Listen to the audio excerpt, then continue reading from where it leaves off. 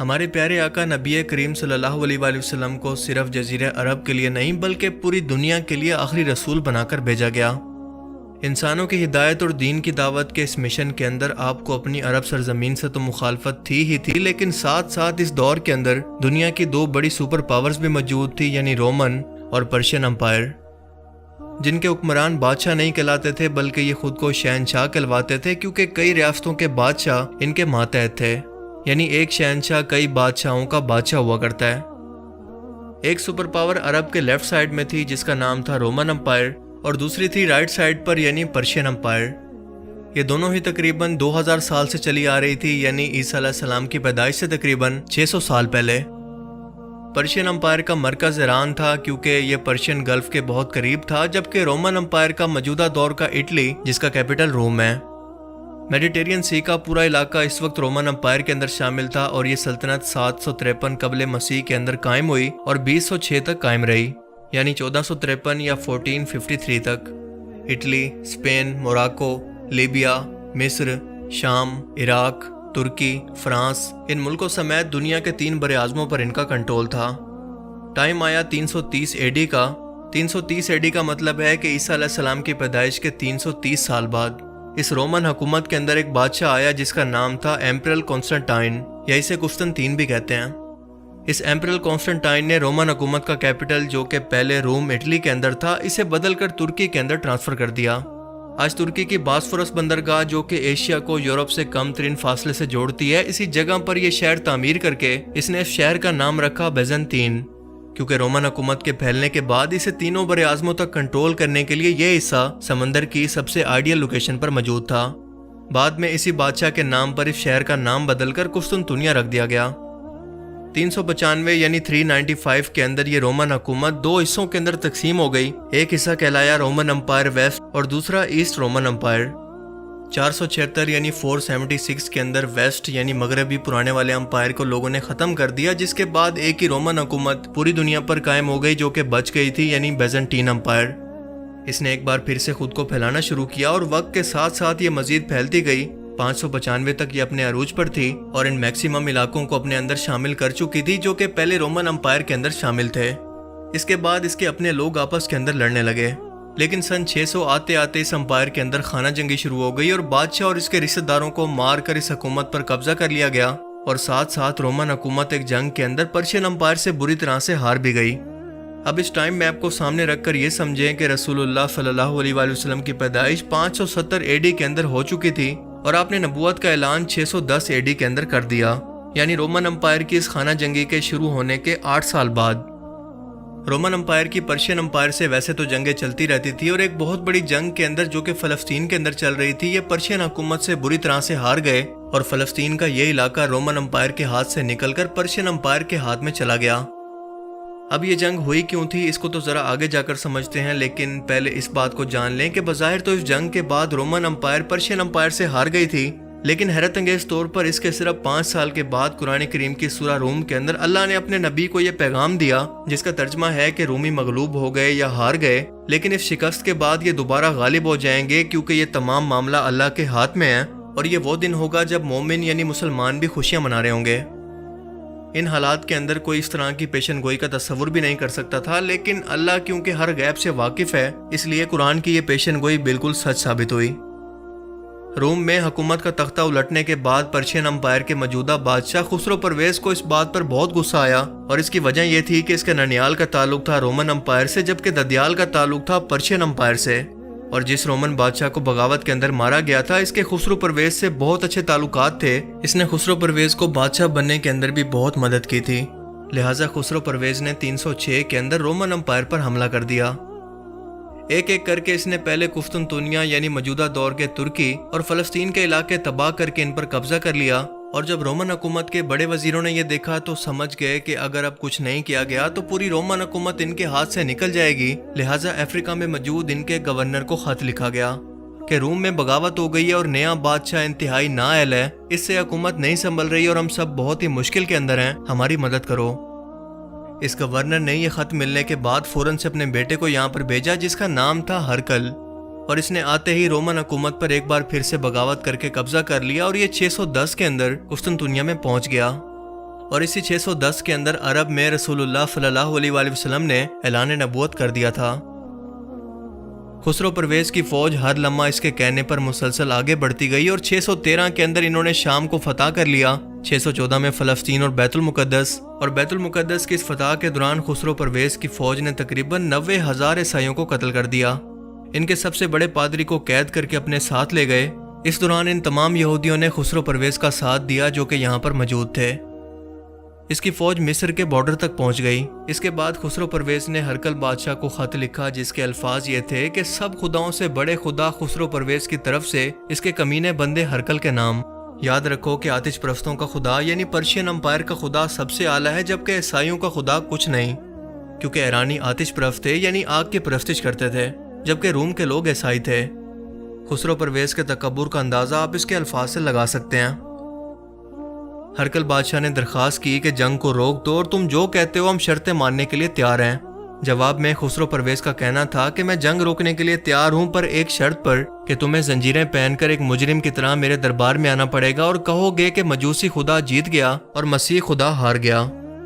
لیکن ہرقل بادشاہ نے یہ کہہ کر انکار کر دیا کہ ایسی ذلت سے تو موت اچھی، اور یہ بات ہے 614 کی، اور قرآن کریم کے اندر سورہ روم کی آیات نازل ہو رہی ہیں سن 615 میں۔ اب آپ کو اندازہ ہوگا کہ اس صورتحال کے اندر جب رومی معافی مانگ رہے ہوں، اسی دوران اللہ تعالیٰ کا یہ پیغام مانا کہ رومی ایک بار پھر سے غالب آئیں گے، اپنا کھویا ہوا سب کچھ ایک بار پھر سے حاصل کریں گے، یہ کتنا بڑا دعویٰ تھا جس پر یقین کرنا انتہائی مشکل تھا، کیونکہ بظاہر تو پوری رومی سلطنت پوری دنیا کو ختم ہوتی نظر آ رہی تھی۔ اب قرآن کریم کی سورہ روم کے اندر ان آیات کو نازل کرنا ضروری کیوں تھا؟ پہلے اس بات کو سمجھ لیں کہ ان دو سپر پاورز کی لڑائی کے اندر یہ خبر پورے عرب کے اندر مشہور تھی کہ دیکھو تمہارے ایک اللہ کو ماننے والے اہل کتاب کے ساتھ ایک کافر مجوسی بادشاہ کیا سلوک کر رہا ہے، کیونکہ ان کے مطابق مسلمانوں اور عیسائیوں کے اندر سب چیزیں کامن ہیں سوائے ایک چیز کے کہ مسلمان عیسیٰ علیہ السلام کو اللہ کا بیٹا نہیں بلکہ اس کا پیغمبر مانتے ہیں، اور اسی لیے مسلمان دلی طور پر رومن امپائر کے ساتھ تھے۔ اس کے ساتھ ساتھ مشرکین مکہ مسلمانوں کو یہ بھی کہا کرتے تھے کہ جیسے مشرک مجوسی اہل کتاب کو سبق سکھا رہے ہیں ویسے ہم تمہیں بھی سکھائیں گے، اور اللہ کو ان کی اس بات پر بہت غصہ آیا، جس کے بعد قرآن کریم کے اندر سورہ روم کی یہ آیات نازل ہوئی کہ رومی صرف چند سالوں کے اندر غالب آئیں گے، اپنا سب کچھ ایک بار پھر سے واپس پائیں گے، اور اس کے ساتھ ساتھ یہ پیشن گوئی بھی تھی کہ مسلمان بھی اس دوران خوشیاں منائیں گے۔ لیکن مسلمان اس دوران خوشیاں کیوں منائیں گے، اس کو سمجھنے کے لیے آپ کو ذرا آگے جانا پڑے گا۔ سورہ روم کی ان آیات کے نازل ہونے کے بعد مشرکین مکہ اور زیادہ مذاق اڑانے لگے کہ ایسا کیسے ہو سکتا ہے کہ ایک طرف تو مسلمان مکہ سے مدینہ اپنا ایمان اور اپنی جان بچا کر جا رہے ہیں، اور دوسری طرف اللہ تعالیٰ یہ دعویٰ کر رہا ہے کہ رومی یا اہل کتاب ایک بار پھر سے غالب ہوں گے، یہ کیا مذاق ہے؟ خیر 620 تک خسرو پرویز کی فوج باسفورس تک پہنچ گئی، یعنی قسطنطنیہ تک، جو رومن حکومت کا کیپٹل یا اس کا مرکز تھا۔ ہرقل بادشاہ نے ایک بار پھر سے ریکویسٹ کی کہ جنگ بندی کر کے ہم سے صلح کر لو، پر خسرو پرویز نے پھر سے کہا کہ مجوسی خدا جیت گیا اور مسیح خدا ہار گیا۔ اگر یہ الفاظ تم اپنے منہ سے کہہ دو گے تو پھر ہی سب کچھ ختم کروں گا، ورنہ بالکل نہیں۔ اگر واقعی چاہتے ہو کہ یہ جنگ ختم ہو تو بیڑیاں پہن کر ہمارے دربار کے اندر داخل ہو اور یہ الفاظ کہو، تو جنگ روکنے کے ساتھ ساتھ تمہاری جان بھی بخش دوں گا۔ اسی سن 620 کے اندر رسول اللہ صلی اللہ علیہ وآلہ وسلم مکہ سے مدینہ ہجرت کر کے جا رہے تھے۔ اب دوسری طرف اپنی آخری ریکویسٹ بھی ریجیکٹ ہونے کے بعد ہرقل بادشاہ کا صبر جواب دے گیا، اور اس نے سوچا کہ مرنا تو ویسے بھی ایک دن ہے اور سلطنت تو ویسے بھی ہاتھ سے جا رہی ہے، تو کیوں نہ عزت سے لڑتے لڑتے مر جائیں۔ یہ سوچ کر اس نے اپنے تمام لوگوں کو اکٹھا کیا اور اپنی ساری فوج کو ایک جگہ پر جمع کر کے کہا کہ جنگ کی تیاری کرو، اب جو ہوگا دیکھا جائے گا۔ اور ہرقل بادشاہ نے اچانک سے ایران کے علاقے کے اندر حملہ کر کے اس کے پورے شہر تباہ کر دیے، اور اس کے بعد آذربائیجان جس کے اندر ان کا بہت بڑا آتش کدہ یا ایرانیوں کا سب سے بڑا آگ کا مندر تھا، اس کو تباہ کر دیا۔ جس کے بعد اب خسرو پرویز کے پاس صرف دو آپشن تھے کہ یا تو رومن حکومت پر قبضہ کرتا یا پھر جو علاقے رومن حکومت کے قبضے میں ہیں یعنی اپنی سلطنت کے علاقوں کو بچاتا۔ یہ سن 624 کا ٹائم ہے جب عرب کے اندر رسول اللہ صلی اللہ علیہ وآلہ وسلم غزوہ بدر کی تیاری کر رہے تھے، جس جنگ کے اندر بڑے بڑے عرب سردار مارے گئے۔ مسلمانوں کو کفار کے خلاف جنگ کے اندر پہلی کامیابی ملی، اور یوں قرآن کریم کی پیشن گوئی حرف بہ حرف سچ ثابت ہوئی کہ ایک طرف تو اہل کتاب یعنی رومی اپنی فتح کی خوشی منا رہے تھے، تو دوسری طرف عرب کے اندر مسلمان اسلام کی پہلی جنگ جیتنے کے بعد خوشیاں منا رہے تھے۔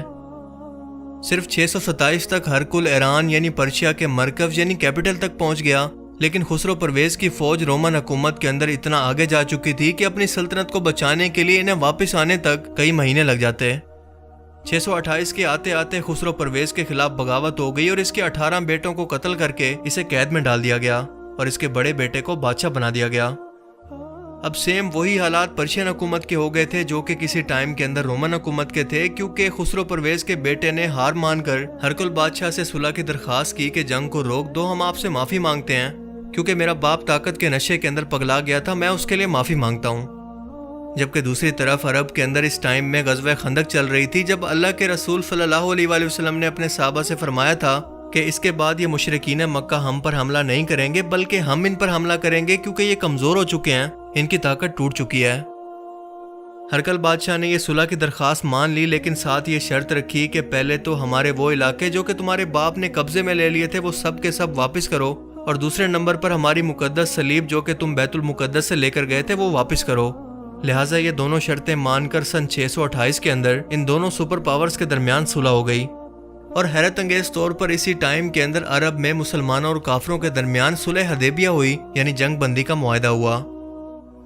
1 سال کے بعد ہرقل بادشاہ یہ صلیب لے کر بیت المقدس پہنچا، اسے وہاں پر نصب کیا، اور دوسری طرف رسول اللہ صلی اللہ علیہ وآلہ وسلم پہلی بار کعبہ کے اندر صلح حدیبیہ کے بعد داخل ہوئے، جب سے کفار نے ان پر پابندی لگائی تھی۔ نبی کریم صلی اللہ علیہ وآلہ وسلم نے جب اسلام کو دنیا میں بڑھانا تھا تو نقشے پر آپ دیکھ سکتے ہیں کہ عرب کے نچلے حصے کے اندر صرف سمندر ہے، اسی لیے تبلیغ اور دعوت کا سلسلہ اوپر کی طرف سے شروع کرنا پڑا، کیونکہ انہی سلطنتوں کو ختم کر کے باقی دنیا تک آگے تک اسلام کے پیغام کو پہنچایا جا سکتا تھا۔ ان دونوں امپائرز کے اندر کوئی مذہبی آزادی نہیں تھی، اور جو بھی بادشاہ کا دین ہوتا وہی رعایا کو قبول کرنا پڑتا، ورنہ اس کی سزا صرف اور صرف موت تھی۔ اب اگر رسول اللہ صلی اللہ علیہ وآلہ وسلم ان امپائرز کو الٹے بغیر دعوت کا کام کرنا چاہتے تو یہ ممکن نہیں تھا، کیونکہ یہ بادشاہ صحرا کے اندر رہنے والے عربوں کو جنہیں وہ انتہائی حقیر جانتے تھے اور ان کی دعوت پر اپنی ہزاروں سال سے قائم سلطنت کو خلافت کے اندر شامل کرنے والے تو نہیں تھے، اور نہ ہی ان کا حکم مان کر اسلام کو قبول کرنے والے تھے، جس کا مطلب یہ تھا کہ یہ بادشاہ عام پبلک تک اسلام کی دعوت پہنچانے کے اندر بھی رکاوٹ تھے، لہٰذا مجبوراً رسول اللہ صلی اللہ علیہ وآلہ وسلم کے پاس ان سے جنگ کرنے کے سوا کوئی راستہ نہیں تھا۔ اور جو لوگ آج یہ کہتے ہیں کہ اسلام تلوار کے زور پر پھیلا، وہ دراصل تاریخ کا کوئی علم رکھتے ہی نہیں ہیں، کیونکہ اسلام نے اس مذہبی جبر اور ظلم کو تلوار کے زور سے ختم کیا، جس کے بعد آج یہ ٹائم ہے کہ اپنے مذہب کے معاملے کے اندر دنیا کا ہر شخص آزاد ہے، کسی پر کوئی زبردستی نہیں۔ لہٰذا ان بدماش ظالم سلطنتوں کو تلوار سے اکھاڑ کر پھینکنا انتہائی ضروری تھا، اور اللہ کے رسول بھی یہی چاہتے تھے کہ ان لوگوں کو ظلم سے آزاد کروا کر ان کے حال پر چھوڑ دیں کہ چاہیں تو اسلام کو قبول کر لیں یا پھر اپنے کسی مذہب پر قائم رہیں، ان کا حساب اللہ قیامت کے روز خود لے گا۔ صلح حدیبیہ کے بعد رسول اللہ صلی اللہ علیہ وآلہ وسلم نے پوری دنیا کے اندر اپنے سفیر بھیج کر اسلام کی دعوت دینا شروع کی۔ رسول اللہ صلی اللہ علیہ وآلہ وسلم کا قاصد اس کے پاس بیت المقدس کے اندر یہ خط لے کر آیا تھا، جہاں پر یہ موجود تھا۔ یہ اسی صلیب کو بیت المقدس کے اندر نصب کروا رہا تھا، جو کہ حال ہی میں سے پرشین امپائر سے صلح کے بعد ایک بار پھر سے واپس ملی تھی۔ اتفاق سے انہی دنوں کے اندر حضرت ابو سفیان اپنا قافلہ لے کر اسی شہر کے اندر موجود تھے، اور ہرقل بادشاہ نے انہیں بلا کر اپنے دربار میں انہیں رسول اللہ صلی اللہ علیہ وآلہ وسلم کا بھیجا ہوا خط دکھایا اور ان کے متعلق سوال کیے، تاکہ انہی کے عرب کے لوگوں سے کنفرم کر سکے کہ کیا یہ واقعی اللہ کے رسول ہیں یا سچائی کچھ اور ہے۔ اس کے بعد کیا ہوا، باقی کی تاریخ ہم اس ویڈیو کے پارٹ 2 میں جانیں گے۔ So see you in the next video. اگر اس ویڈیو سے آپ کو کچھ نیا جاننے کو ملا تو اسے ضرور لائک کیجیے، اور اب میں ملوں گا آپ سے ایک ایسی ہی نئی انٹرسٹنگ ویڈیو میں۔ تب تک کے لیے اپنا بہت سا خیال رکھیے گا۔